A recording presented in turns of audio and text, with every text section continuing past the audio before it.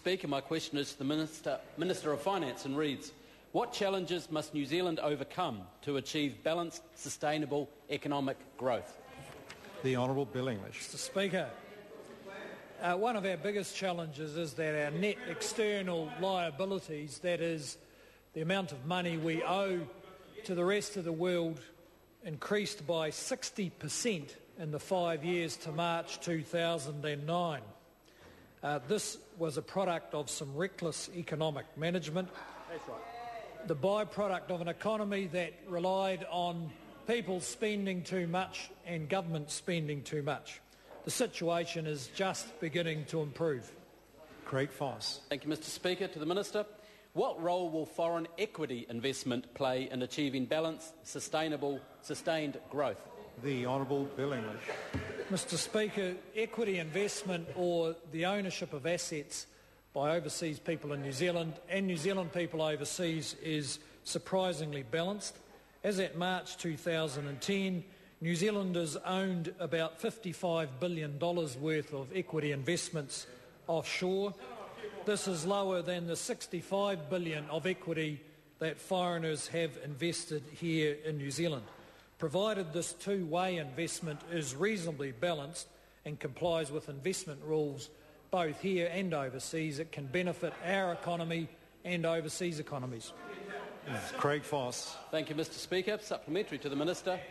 What role will foreign debt investment play in achieving balanced, sustained growth? The Honourable Bill English. Well, Mr. Speaker, while the position on assets is relatively balanced, unfortunately the situation with debt is very different. New Zealand's offshore debt is more than 3 times what New Zealanders have lent abroad.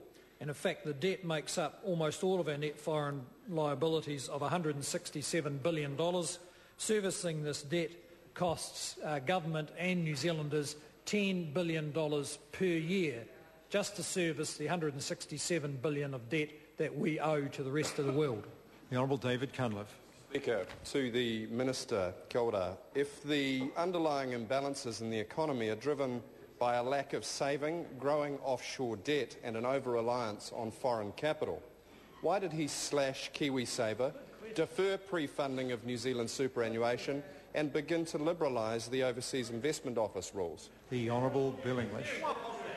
Well, Mr. Speaker, the government has taken a series of decisions designed to get on top of the reckless economic management of the last government, and they strike a... Point of order, Honourable David Cunliffe. Mr. Speaker, you've previously ruled that the Minister may refer to the actions of a previous government if it is on point and tangential to his main point. He's begun his response to this very specific question about policies of his government by reference to the previous government's policy, and sir, I'd contend that that's outside your previous ruling on this matter.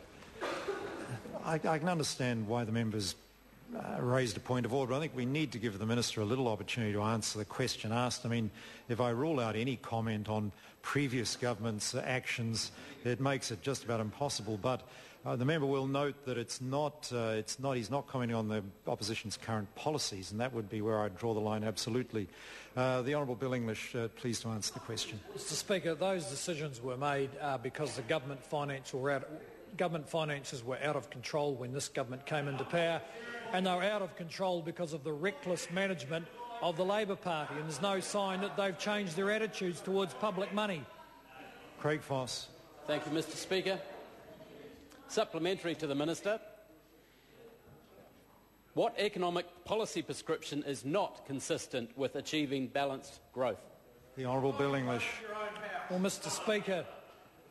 Speaker, government continuing to spend out of control would not help the balance of our economy, nor would any actions that encourage another housing boom.